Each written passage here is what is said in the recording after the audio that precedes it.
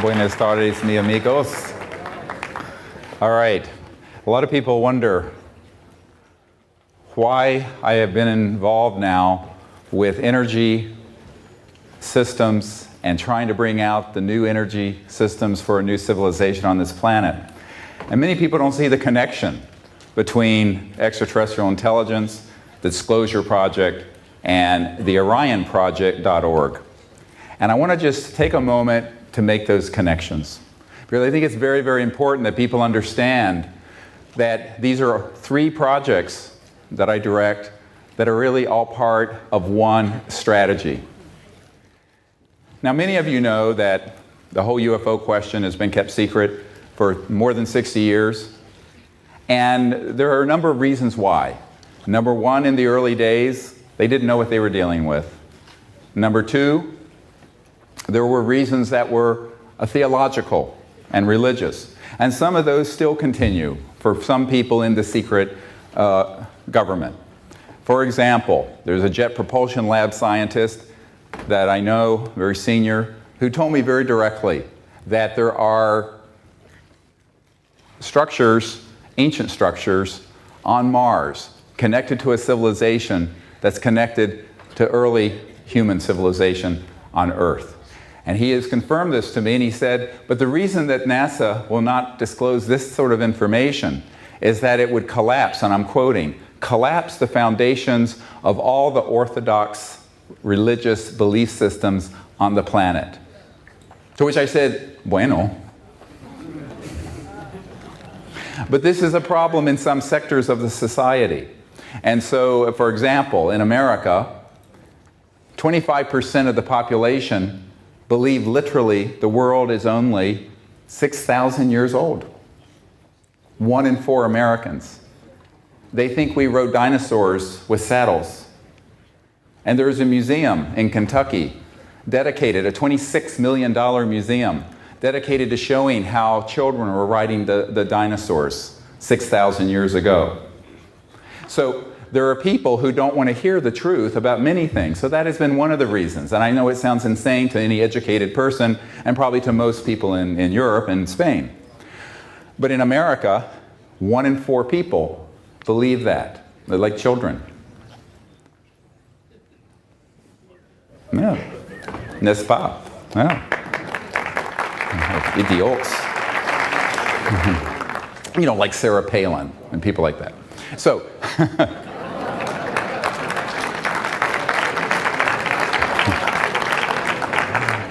however, there is another reason.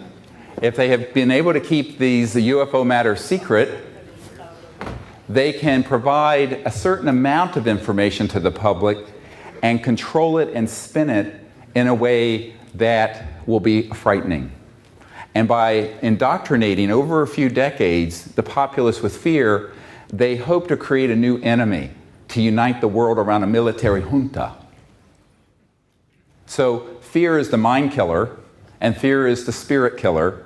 And this is, they're hoping that this sort of midbrain of humans, where we have this fight or flight response, the primitive, very muy primitivo, that this will cause people to give up their mind and their heart and their higher spiritual state and succumb to sort of a brave new world of conflict with these beings. And this is what Werner von Braun, who invented the rocket for Adolf Hitler, his spokeswoman for the last 5 years of his life, said in this Disclosure Project testimony that this was a long-term plan to hoax a threat from outer space.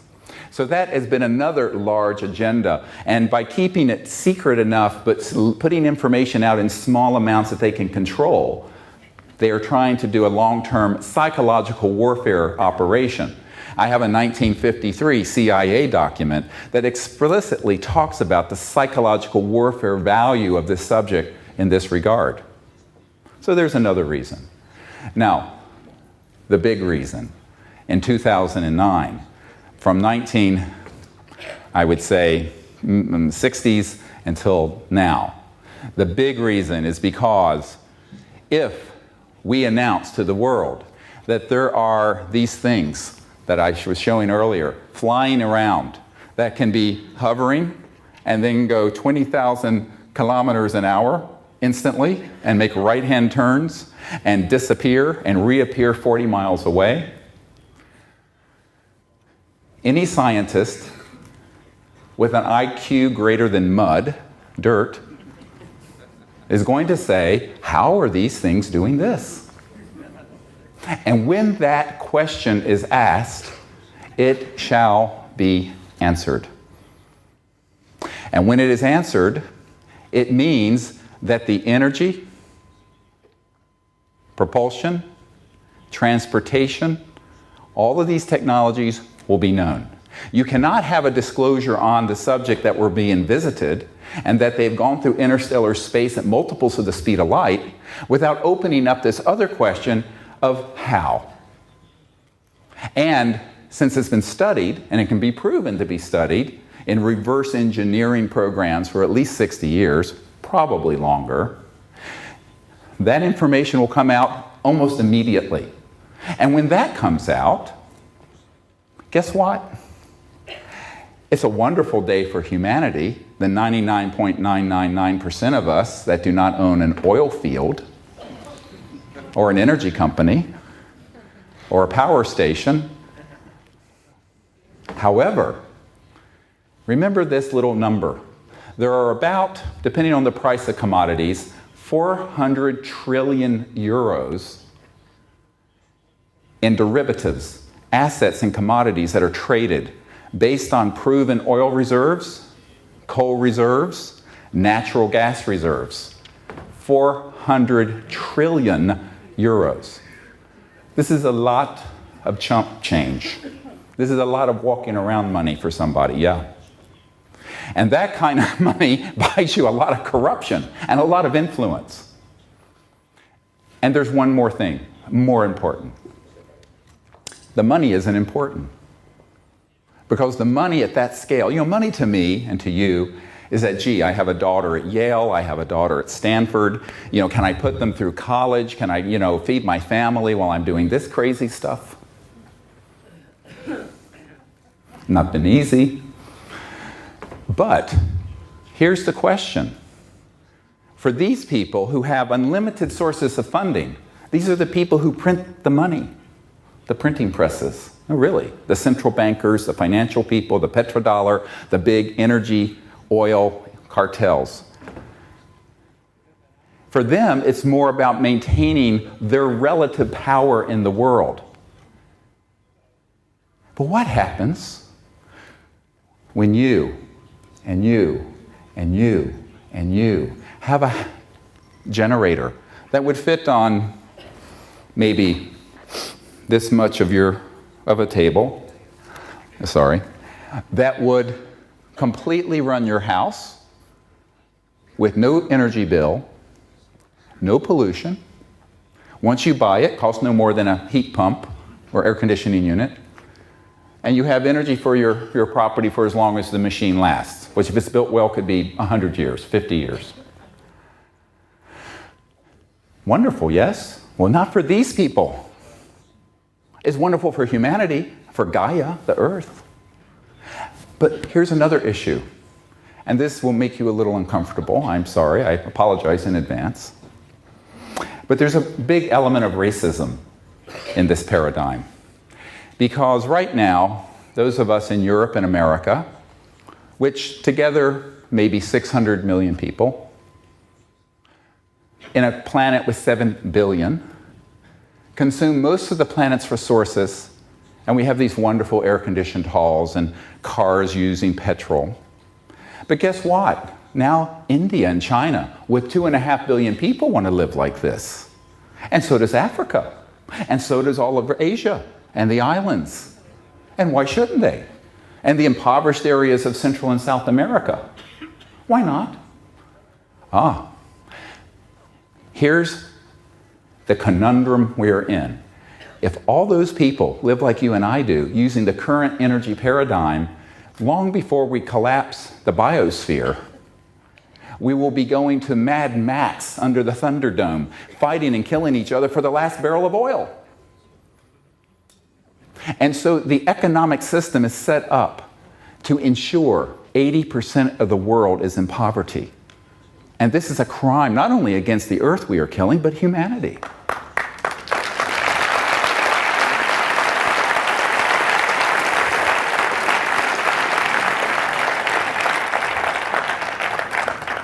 So it is an act of compassion to say we must bring out these sciences and technologies, along with the disclosure that we're not alone, and along with what CSETI is doing, cseti.org, which is making diplomatic contact with these visitors to establish a foundation for universal peace, not just world peace. So these three projects are all going together. Now I'm going to focus right now for a little while on this energy question. What happens when every village in India and Africa can have such a device as I described? I've seen them operate. There's no question they do exist. We would like to bring one out. If we could do so, we're trying. Anybody who has one, let me know. Who's got the cojones, to do it. We'll go the distance if you will. Sorry. I'm very blunt. I'm emergency doctor, Americanos. Now, here's another point, is that if all these villages in Africa and India have this energy system, guess what? Where does geopolitical power come from? Not the number of people in your country. If that were true, China and India would be the most powerful countries in the world, not America and Europe. Geopolitical power comes from your economic and technological prowess. When we democratize these technologies and allow them to be available throughout the world, we will have to put a seat at the geopolitical table for the people of Africa, the people of India, the people of China, the people of Southeast Asia, the people of Central America, the people all around the world. And there are people who don't want to share that power. They like having it for themselves. This is really what the question is a very fundamental issue. Because if you allow these technologies to be known, within one generation, 20 years, the environment will be transformed. We will have a new macroeconomic system.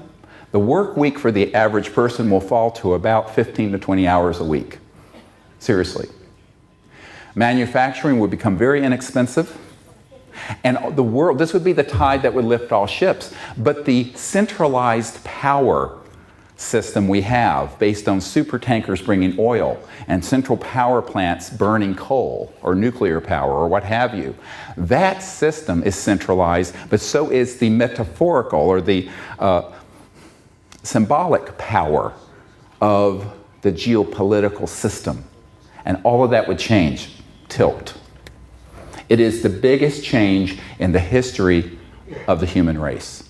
And if you added up everything from the mid-1800s with the dawn of the Industrial Revolution to today, Microsoft, computers, lasers, the internal combustion engines, rockets, jets, this disclosure and the bringing forward of these new energy technologies will eclipse all of them added together. It is breathtaking. And when I have sat with people who are very powerful, they say, oh yes. I'll tell you what an admiral said, who is in charge of CONUS, continental United States, C-O-N-U-S. And he said, yes, you're absolutely right. This should come out. It should have never been kept secret. However, my job really has been maintaining the status quo of the world's oil supply and energy supply. It really is. And I don't want to deal with a change this big. I just want to retire and go fishing at my ranch in Wyoming. Now, these people put their pants on one leg at a time. And many of them don't want to take on such a huge issue. And when they have suggested it, then they're threatened. Let me tell you what happened to a former CIA director who really believed we were long past due for the truth. The truth. This is the subtitle of the conference here. Wonderful individual late in life, he kind of came around You know, I believe all people. No matter, I know you cannot demonize people on this planet or anywhere else. Everyone is educable. Maybe I'm an optimist, but I believe that basically all of us have the spark of goodness within us, and we can do the right thing. And so, through a lot of work, our group had been able to reach a lot of officials within this majestic entity. And one of them was a former CIA director named Bill Colby. And Bill Colby was getting up there in years. He was old. And he was a member of this group. He had concluded it was time to help us. So he agreed, through a colonel who was his best friend, communicated to my team and said, look, we want to meet with you, and we want to hand off one of these devices, fully operational, and about $50 million US in seed funding so you can get it stabilized and secure and out initially to the public. I said, good. The week that he was going to meet with us, they found Mr. Colby floating down the Potomac River, and he had been murdered. Yes, absolutely. His wife admitted as much to CNN. Now, nobody knew why this sudden taking out of a former CIA director, and it was never investigated as a murder. It was an accidental drowning. But it was a shot across the bow to others who would like to bring and defect from this group. And it scared a lot of them, including then President Clinton. I mean, he wasn't very brave, but he wasn't stupid either. I would prefer to be with someone who is intelligent and has courage, however. So after this happened, and we began to analyze what the dynamic of this was, it became very clear that we were going to have to do some more groundwork for this bringing out of not only the information, but the actual technologies that can give us a new civilization, a new Earth, a new planetary society here. And in the course of this analysis, we said, first we've made the contact, and this is now ongoing, as you've heard yesterday. It is amazing, and it's going up exponentially in the last 6 months. We have to do disclosure. That's been done. People say, when is disclosure going to happen? I said 80% of the public already know this is real. It's just a matter of now the official government's putting their stamp on it. And believe me, the official governments always lag behind us, the people. They're the lagging indicator, not the leading indicator. We in this room are the leaders of this, all of you.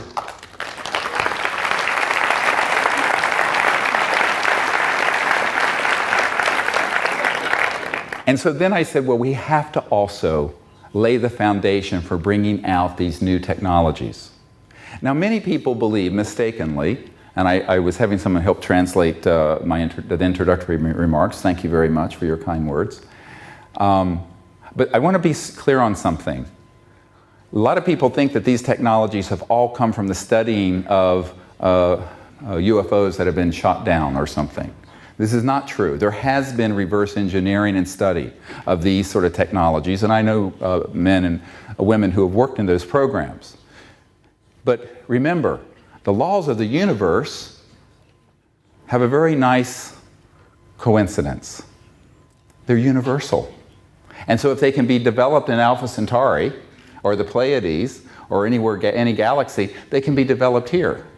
And guess what? Through the minds of people, beginning in the late 1800s, this knowledge started coming through. Nikola Tesla, for example. T. Townsend Brown, who started doing in the 1920s anti-gravity, high voltage electromagnetic effects where things would levitate and lift. He then developed this with a professor at Princeton who worked with Einstein, Dr. Biefeld, and it was called the Biefeld-Brown effect. So these things were done independent of any extraterrestrial study of craft. However, when we did finally, tragically, shoot a few of these down, starting back with Roswell and perhaps earlier, using electromagnetic weapon systems, we did study it, and that augmented, that propelled and further provided an augmentation to some science that was already being studied. See, so it's more complex than most people have been presented. I'm trying to give you this background so you understand. Now, eventually, by 1954, and I can give you the month, October 1954, it was decided that all of these technologies, which had begun to be reported openly in the aerospace journals, you can go back to the late 40s and early 50s and read about them, absolutely. They're there, if you can find them. But by October 1954, this secret government, this cabal that had hijacked this whole issue out from underneath the president, out from underneath other world governments, and became an entity unto itself, decided, we're slamming the lid on this, and this is not going to be printed, talked about, discussed anywhere, top secret, black, deep black. That was October 1954. So I was not yet a twinkle in my father's eye when all of this went black. But I tell people that the tragedy here is that since before I was born, and now I'm a grandfather, we have not needed oil, gas, coal, or jet engines, rockets, or surface roads between cities. Think how many billions of dollars, hundreds of billions of dollars are spent on roadways and how much destruction to the environment. We haven't needed those since Eisenhower launched the Eisenhower interstate system in America that's now crisscrossed with these superhighways spanning the whole continent. Now imagine what a civilization from another star system might think, seeing such galactic stupidity. Oy. Ultimately, that is the problem we're trying to correct. It is 50, 60 years of unbelievable corruption and misguided policy that has become entrenched. But doing so now is much more difficult than it would have been in 1902. And if you go to the orionproject.org, it's all one word, the Orion Project, O-R-I-O-N, Orion, like the constellation, project.org, you will see a photograph of Nikola Tesla with a guy, a self-taught engineer named Stubblefield, standing with the Capitol dome of the United States Capitol behind them after they had shown members of Congress this generator that was like an earth battery, some stakes in the ground, and they would get it running, and it would run itself from this energy field, and the man was running his farm on it. 1902. So let me go back. We haven't needed oil and gas, nuclear power didn't exist then, since 1902. Now, you talk about a crime against humanity and the earth. This is the big one, a huge one. And it's all about corruption of power. And it's time for the people, all of us, to stand up and say, okay, enough of this stupidity. We're better and wiser than this. Let's unite together and bring out these new sciences.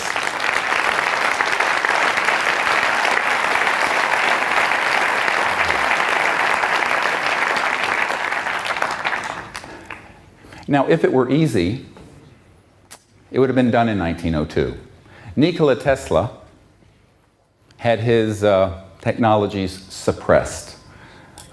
Westinghouse, J.P. Morgan, the Rockefeller family, they did not want this to be known because it would upset their apple cart in 1902, just like the apple cart would be upset in 2009. But you know what? In 1902, the world had less than 2 billion people. Only a fraction of them had electricity and were using oil and gas. Now we have 7 billion people, and we have 1 billion motor vehicles on the road. So we have become more addicted and more addicted and more addicted and more addicted into this paradigm of a planet-killing system. And that is what we must go past and beyond and leave that behind. Whatever people will say, oh, it would be too disruptive to the economy. What will happen to the petrodollar? How about unemployment in the energy sector? Well, there'll be new jobs. It's like saying we shouldn't bring out a car because people making horse carriages for horses would be out of business. This is ridiculous. That excuse has been used as a false paradigm so that people will stay in line with the power elite that have the power they have. And so we have to say to our leaders and to each other, let's find a way to come together. Those who are engineers and scientists, those of us who are leaders in the new energy movement, the public who are concerned about the environment and energy, and those who have the resources financially to do this. Not any one person, certainly not me, can do all this. Let me tell you a little secret about myself. I can't hook up a DVD player. My wife has to do that. I'm such a stupid, unless it's a defibrillator for the heart or a respirator for the lungs, forget about it. I'm an idiot with machines. So don't ask me to build one of these things. I can't hook up my DVD player. My wife does that for me. And I'm really terrible with such things. So we need to combine forces. We need to combine this effort. And when we do, then we're going to need to have the strategic leadership to make the run. It's a huge run for the goal. We have this goal, and that's to get it out to the people quickly. Because anytime one of these technologies surfaces, and there have been many, such as the Stan Meyer car that was running on water, and then he died suddenly, and his work had a national security order slapped on it before he died. And now it's sitting in a warehouse somewhere with a family who really doesn't know what to do with it, and it's a very complicated situation. We've been trying to get them to help let us bring this back out, but it's very difficult, and that may not happen. But the same technology can be done by this gentleman, perhaps, or this gentleman, or this woman. Why not? I don't have that skill set, but someone here might. And here's what will happen if they do, and they can have a discussion with me. And we can do this privately. I'll sign a confidentiality agreement if it's a commercial issue. Is that we will put our entire strategic team behind it, and within weeks to months, it will be seen by billions of people. We will do the largest press conference in history, and we have the people who will get there. And absolutely, if we can test and vet this system so that the scientific certainty is there, it will be disclosed rapidly, long before it's available for sale. Why? Because if you sit on something like this, one of three things are going to happen. Someone's going to come along and offer the group that has it more money than God has to buy them out. This I know because I know people who sold out. Number two, they will be ordered, if they don't sell out, to keep it quiet under threats of all kinds. In the United States, there are over 4,000 patents, because we have someone in the patent office who was there, a witness to this. 4,000 patents on these kinds of technologies that have been falling under the National Secrecy Act. And there's a Title 35, Section 180 and 185 of the title law, patent law in the United States that allows for a national security seizure. And this has been abused by the power elite to keep these things secret once someone tries to get a patent. So that's a whole problem. And then there are the people who have just been flat out killed. Now, I've had plenty of threats directed at me. It doesn't matter. No one's going to stand me down. And as I said yesterday,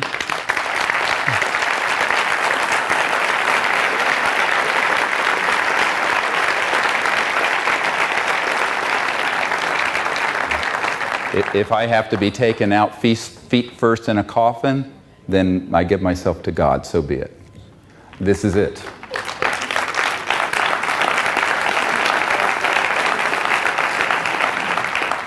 And unless you're willing to make that level of commitment, get off the stage, because I can tell you what's coming at you.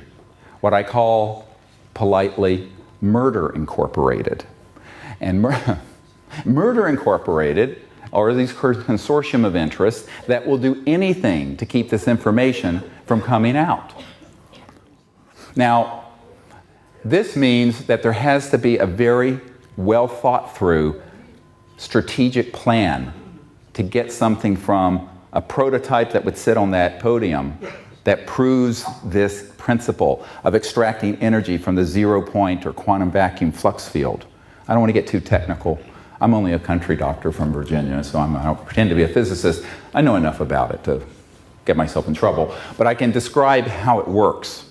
And basically these systems, when you look at them and how they're operating, you can bring them forward very quickly as a prototype. Now, it may take a little longer to have a manufacturing and distribution and all of that, but you can certainly bring it out very, very, very quickly in terms of announcing it to the world. And why? Because this is the message of great hope. Imagine what our people all over the world would say when they realize we're not having to destroy the planet to live. We don't have to go back to the Stone Age. We don't have to commit what I call planeticide, the deliberate killing of a planet in order to have lights and air conditioning and run around in cars. This would be such a hopeful event for all of mankind, all of the human race. And our younger generation, people who are my children's age, in their teens and 20s, this would give them a light where when they look into the future right now, they just see catastrophe. So this would be a wonderful event for humanity, but to do that, you've got to have enough people who are the friendlies, I call them, within the power elite who want to see this happen, who have your back. Now we have those. I wouldn't be alive today if I didn't have a whole group of those. It's not easy to talk about this, but this is how it works. And certainly not all of them support what I'm wanting to do, but enough of them do that when we move forward with this information, they're going to say, great, let's do it with you. And we have now over 160 of these people who are very powerful around the world who would say, if you have something like that, we're not going to do it, but we'll quickly fall in line behind you. So that has taken 19 years for me to build that system. And there's a whole 39-page strategic plan that we have where every line on every sheet of paper is a major strategic action point. And this is all ready to roll if we can get our hands on something that works. Now, we have seen more frauds and more crap going around the world looking for this stuff than you can shake a stick at. There's a lot of nonsense out there. But we've seen some of the real things too. The problem is the people who have had those have said, it's too dangerous, I've already had threats, and they don't want to do it. One man whose laboratory we were in had amazing stuff, had a dozen of these sort of devices there, and he said to me, well, I don't mind being a little bit of trouble for this cabal, but I don't want to be a major pain in their ass, because they're going to come after me and they've already threatened me. So what we need to do is find both people who understand the science and are inventors who will go the distance without fear and have the courage to do it. And this has been very, very difficult. Let me explain something that happened in the last 7 months or so, 8 months. And when you hear this, you'll be astonished and you may weep. I wept. We had a man, I have to be very careful about how much information I give about this situation, who was assigned to a very compartmented, classified project. He was a civilian, a brilliant inventor, someone who knew much more than Tesla or Einstein or any of these people.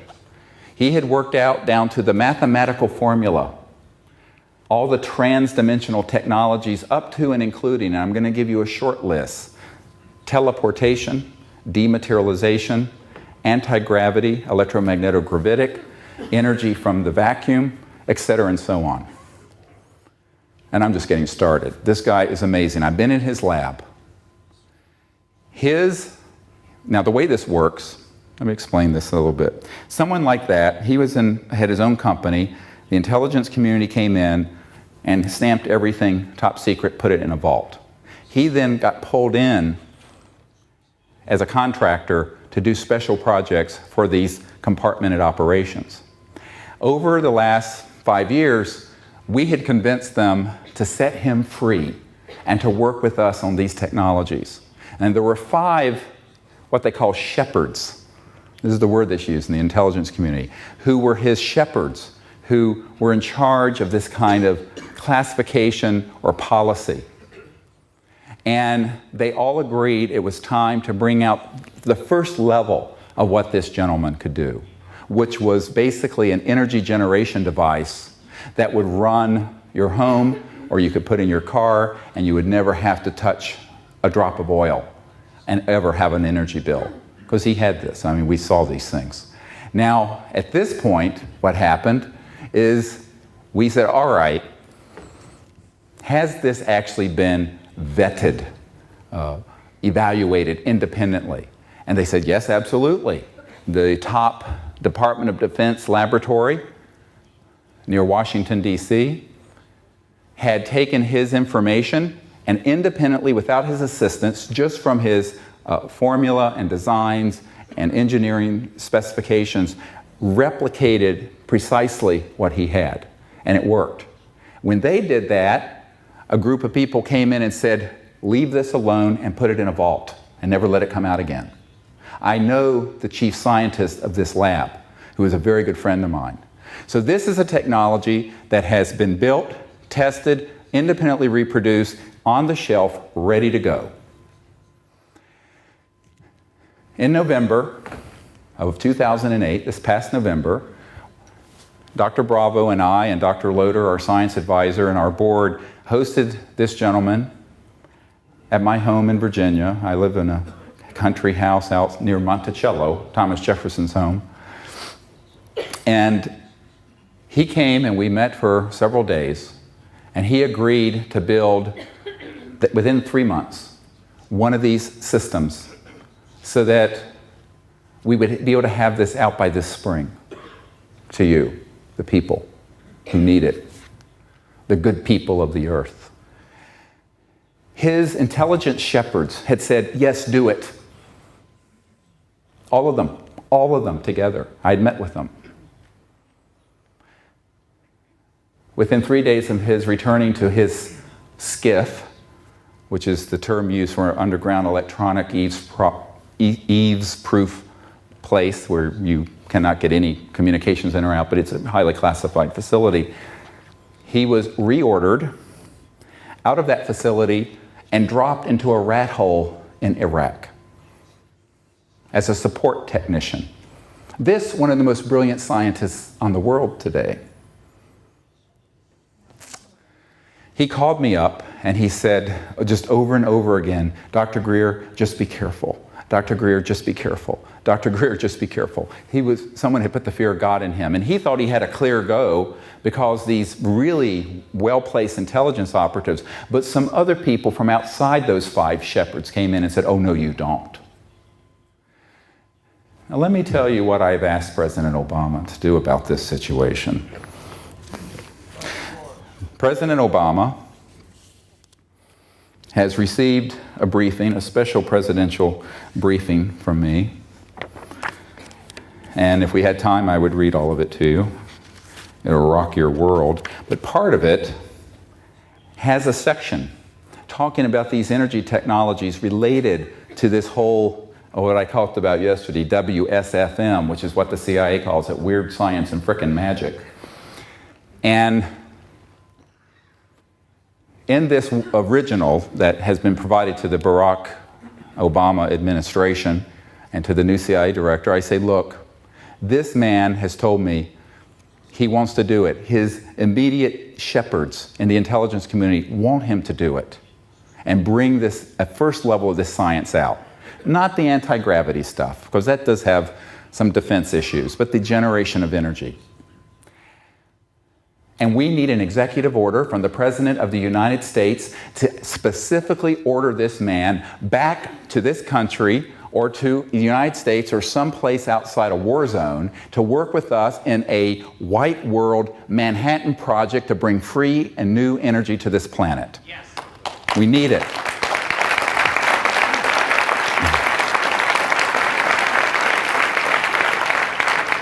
And here is what I would like each of you to do.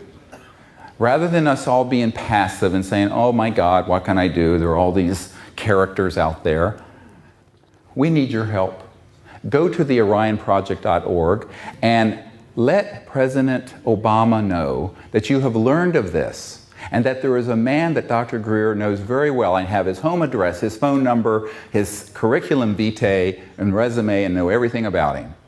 And that this would be the new energy economy Barack Obama promised us. And we have an automatic fax system set up, ready to go from the orionproject.org, where you can fill out a letter and zap, send it right into the White House. All of you, the hundreds of you here, should do it tonight. And then tell all of your friends and all of your family and all your coworkers to do it. And flood the White House email and fax system with this request. Please do it for us.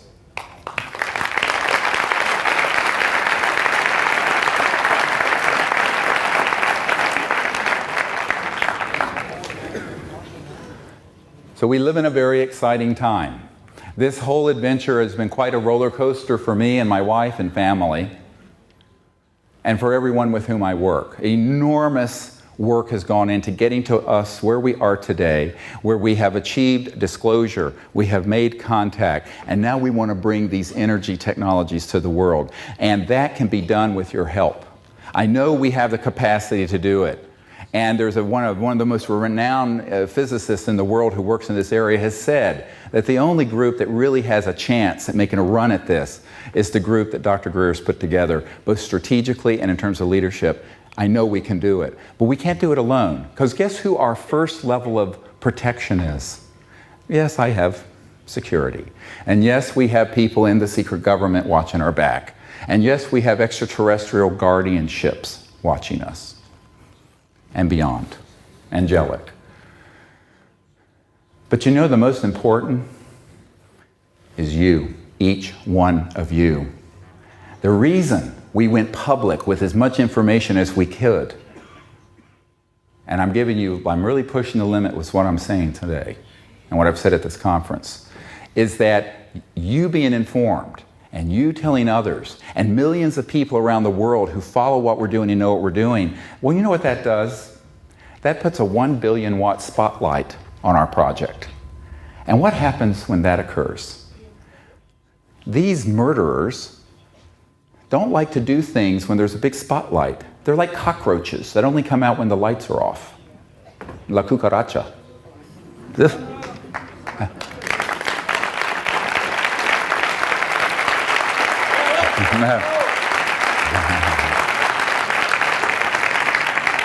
So the light of truth and the light of disclosure and the light of everyone knowing about this and being aware of it has been our first line of protection. And for that I thank you, and I thank Pepon, and I thank the organizers of this conference. You see, this is a symbiotic. Now, much of what I have to do, obviously, has been behind the scenes, and I've been criticized for that. People say, how can you meet with these devils? I said, because they can be transformed also. The power of consciousness, the power of prayer, the power of goodness.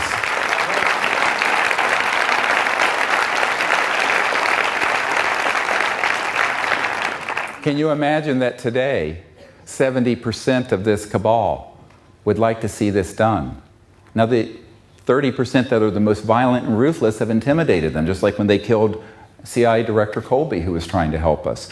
But here's the point. I'm expendable. And what do I mean by that? You know, after I briefed the CIA Director for President Clinton, his best friend came to the house and said, I mentioned this yesterday, he said, well, the president won't do this, he'll end up like John F. Kennedy. And I said, c'est dommage. It was too bad. He's the president, I'm not. I'm just a doctor here. At the time, I was living in North Carolina running a busy emergency department. And he says, oh no, Bill Clinton won't do it. He said, but you can. I said, what do you mean I can? What am I, chopped liver? The expression meaning I'm nothing. And he basically said yes. You see, because I'm a nobody, And because I'm not important, and because I'm expendable, and because we're the common people, we can do it. They can't. Here's the irony. We're free. They're not. And God help us, we need to step into that power and make this change happen.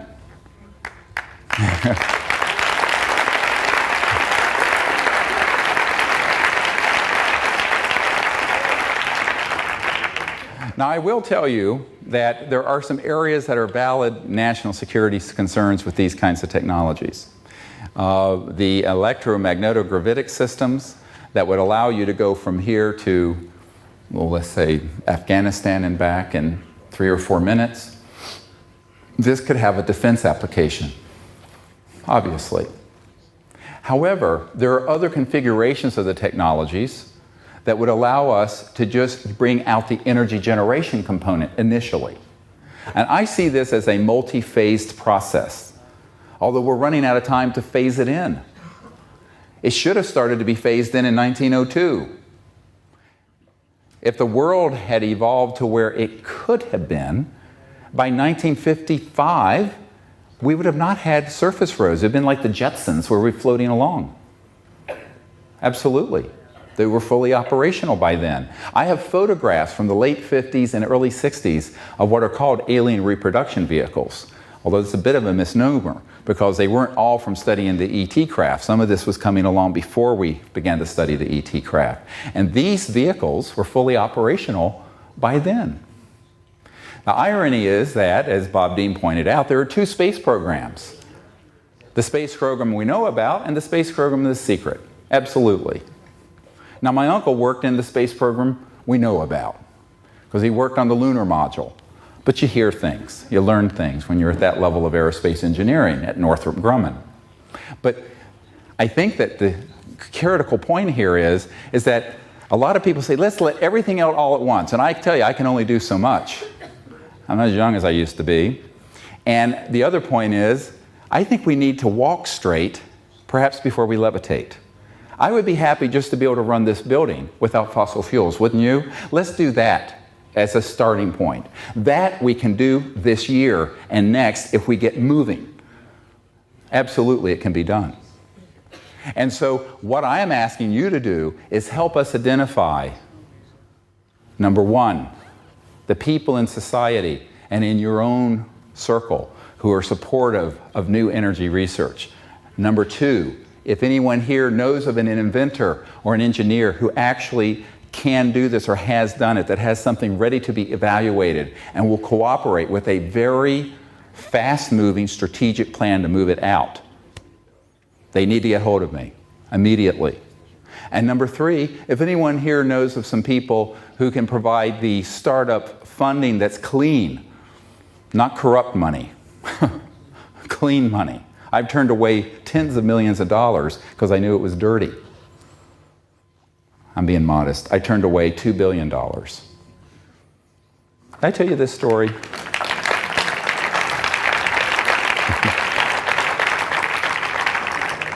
I can tell you money means nothing to me. Back when I first got involved with this, the head of Army Intelligence approached me, and he wanted me to fold my operation into his. And he offered me a $2 billion fund for my personal use if I would do so. And I said, no thank you, I'd rather be independent. And he was not happy.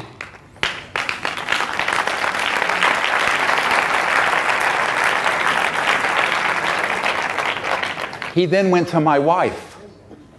Now you have to understand, my wife is this sort of earth mother, Ivy League educated, but very down to earth, epitomizes noblesse oblige. When she was in the Peace Corps, they called her Saint M. She's this beautiful, kind, spiritual, beautiful person without whom I could not have done this. She's really the wind beneath my wings. Yeah.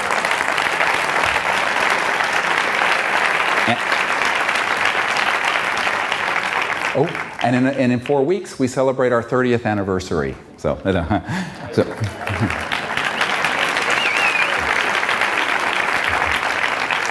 And believe me, she deserves a medal for that. 30 years with me, oi. Okay, so so the head of Army Intelligence went to my wife and said, "Oh, you know, we have a special shield, like a crest, for your husband, so he can be joined in the top 9 people involved with these projects. And can you convince your husband to do that?" He didn't mention money to her at all. He mentioned this thing. It was flattery and ego stuff. And she came to me and she was very sweet. She says, "Oh, he was so nice and he had such wonderful things to say about you and they so much want." I said, "Emily, you know he's a devil with forked tongue." I said, "No way, Jose, ain't gonna happen." And she said, "Oh, okay." Later I had other offers. And so that was in 1992. So for 17 years, I have been offered up to multiple billions of dollars. I have had my life threatened and my best friend murdered. And I have been reviled and ridiculed and everything done to me. Up until just before coming here, horrible death threats and people staking out my house. And you know what? I am only redoubling my effort. Screw these people. You know,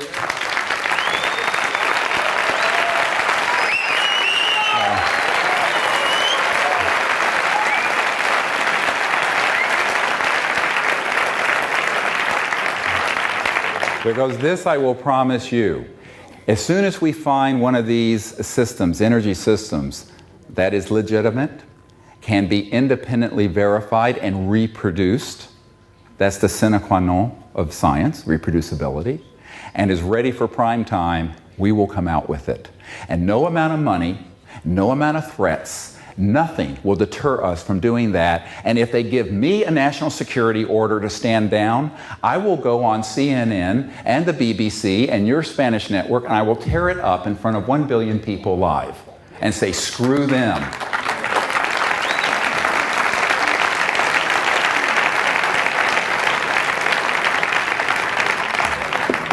Because here's a little simple legal fact. And those of you who, I'm getting riled up here, sorry. This is how I am, very passionate. I'm nice until I'm not nice, and then it's kind of hell on wheels. But these people are the rogues. Not us. We're not the rogues. We're the good people of the earth wanting to create a better world for our children and our children's children's children. Going into the future, 500,000 years. Can you hear the children calling you? They're waiting. They're waiting in a cosmic waiting room coming to this planet. You can see it. You can feel it. This is our sacred obligation. And so I have to say this because many people have said, how can you put these sort of documents out on the street and in books? How could you bring out 110 people with top secret SCI, special compartment and intelligence security clearances, and bring their testimony out to 1 billion people, which we have done? Here's what we did. In 1998, 11 years ago, after we determined that the President of the United States, multiple of them, had been denied access to these projects, that at least one of them had been murdered over this issue. I have a document to this effect. And I know 2 of the people who set up the logistics who killed Jack Kennedy. I know them personally. They're old guys now. That they have lied to the Senate Intelligence Committee. They have deceived your government, the European Union, and even high officials in the United Kingdom and in the British royal family that I have connections to. In addition, you have people like Lord Hill Norton who came out publicly with the Disclosure Project material, as you have seen. And he said to me, I was sitting at his house in Hampshire, in England, and he was sitting here and I'm sitting here, and he was a very short man. Well, most people are short compared to me, but he was about 5'2" and had steely blue eyes, and he was a 5-star admiral and very feisty. And what happened is that as we were sitting there, and he was really wanting me to tell him everything I had been sharing with President Clinton and all these people, he eventually said to me, and it was very typical of what I've heard from many of these officials. He said, you know, I was head of the Ministry of Defense for Great Britain. I am a 5-star admiral, what they used to call a Sea Lord in England. And I used to be head of the military committee for NATO. And they never told me about any of these things. And he asked me, why? And por qué? Why do I be left out of this? And I said, my friend, you're in the same boat as the CIA director I met with and the president. I said, unless you've been brought up through the system, they don't tell you. So it doesn't matter what your rank is or position. It's whether you came up through the system and they tested you for whether you will go with the agenda of secrecy and destruction and warfare. And then they will put you any information you want. Little by little by little, they'll give you little bits until you violate their trust, and then they'll either kill you or kick you out of the program. But you were assessed. The first thing they do with someone like you is a soul biopsy. What is this, a soul biopsy? The medical term biopsy, take a piece. They take a look at your soul, and they want to see if you're a stand-up guy, a good person, and you're not going to go along with a criminal enterprise. They're not going to tell you. Because if they did, they'd have to do to you what they did to Lord Mountbatten, and what they did to John F. Kennedy, and what they did to Bill Colby. They would have killed you. So they protected you by keeping you out of the loop. Because you would not go along with that agenda, would you? He says, you're bloody right, I wouldn't, not for one damn minute. I said, well, that's why they didn't tell you. Now, after I'd gone all over the world and met with people like this, we made an assessment that these programs were illegal, unconstitutional in every country. A priori, they could not use the law to protect themselves. And the same applies with these technologies. If they issue any inventor a national security order, he needs to get hold of me so I can take him by the hand and rip that thing up and say, these people have no legal standing because they're the criminals.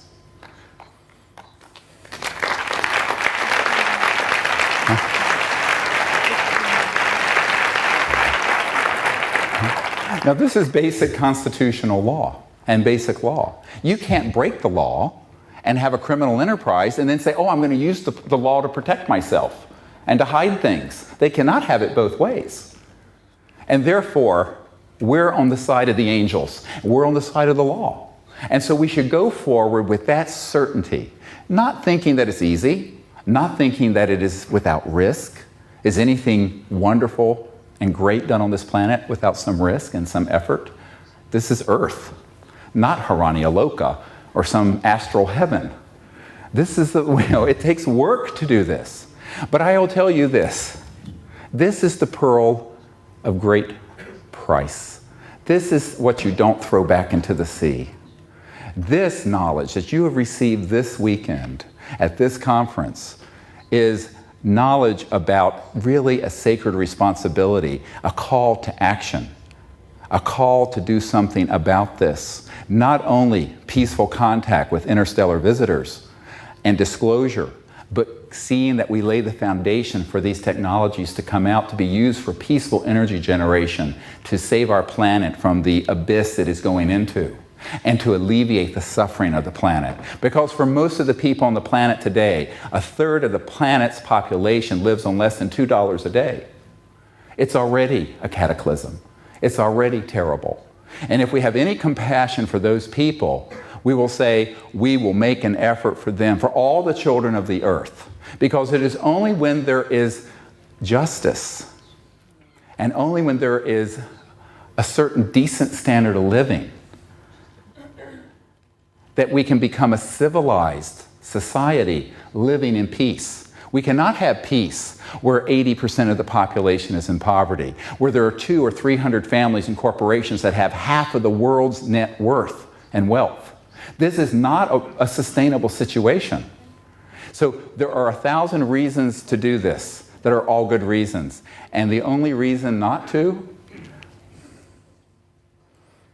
our fears, our timidity, our weakness. And this is the time where I'm telling you, we have to transcend that. We have to look across to that far horizon, that we're going to make it together. We're on this planet together, Schoolhouse Earth, and we are going to make it through. The only question is how much difficulty, how much tumult, how much catastrophe.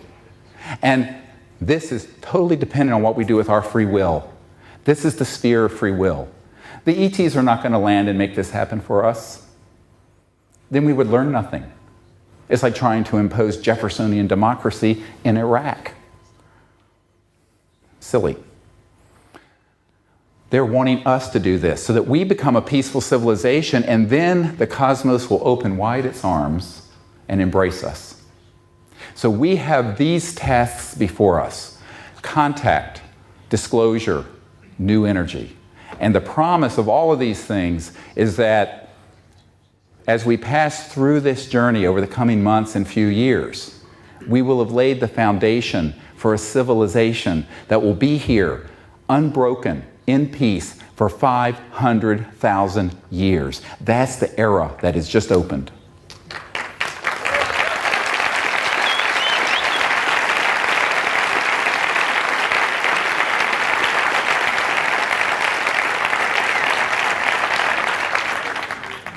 And that's the vision we should share from heart to heart with our loved ones and our co-workers and the President of Spain and your parliament. Is it parliament? I'm sorry, I may be using the wrong word. But we have to educate our leaders, but not wait for them.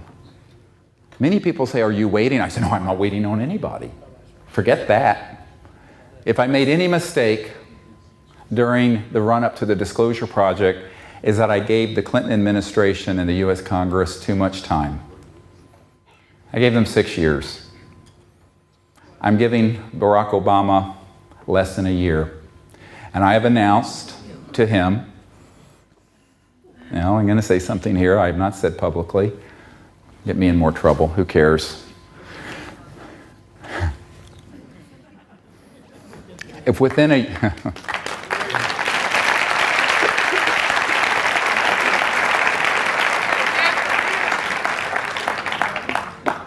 If within a year of his taking office, they have not taken definitive action on these issues, we are going to form together the Council on Interplanetary Relations, and we're going to formalize contact and bypass these useless governments in the world.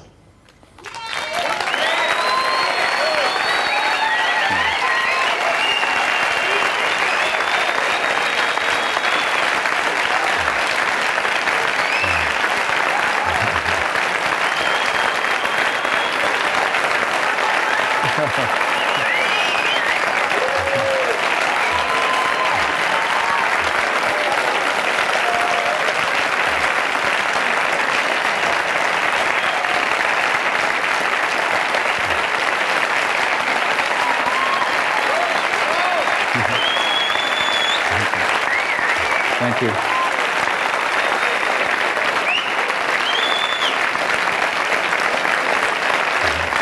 Number two, and we're just getting started.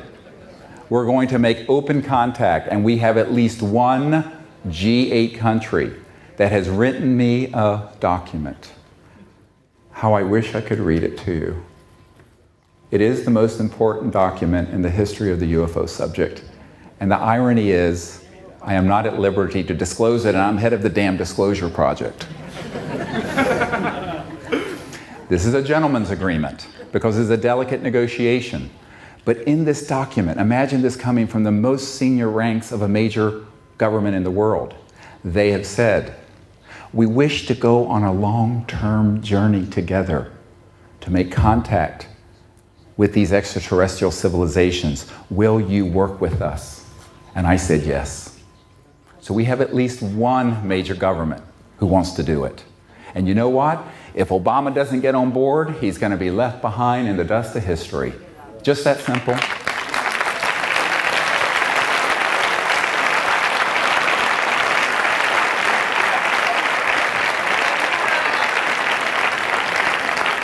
And number 3, we are going to persist in identifying these new energy technologies. And I have been told here in Spain, there may be 1 or 2 of these waiting to come forward. I hope what I've heard this week is true. I've had some wonderful meetings. And if it is, we will be the carrier vehicle to launch it to the world. And there is no force on the planet that will stop us. But we will need your help. And will you help us? Will you join with us when we call? Tell everyone we have this. Don't let it fall apart. Don't let it get lost.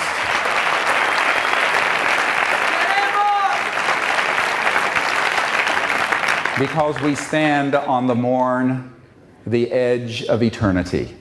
A time where this planet will become one of the great jewels in the diadem of the cosmos, a place of peace, a place of abundance, a place of enlightenment. And we, all of us, and our children that are coming behind us from the other side, we will become ambassadors in the future to other worlds that have come this way and are coming the way we have come. And so the cycle of life continues in the universe, and we are all part of that. Thank you for joining me. God bless you.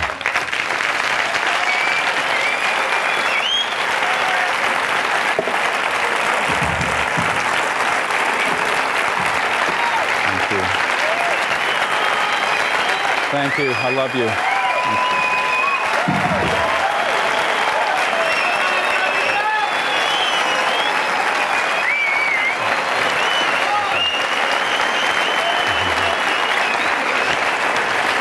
Good job. Thank you.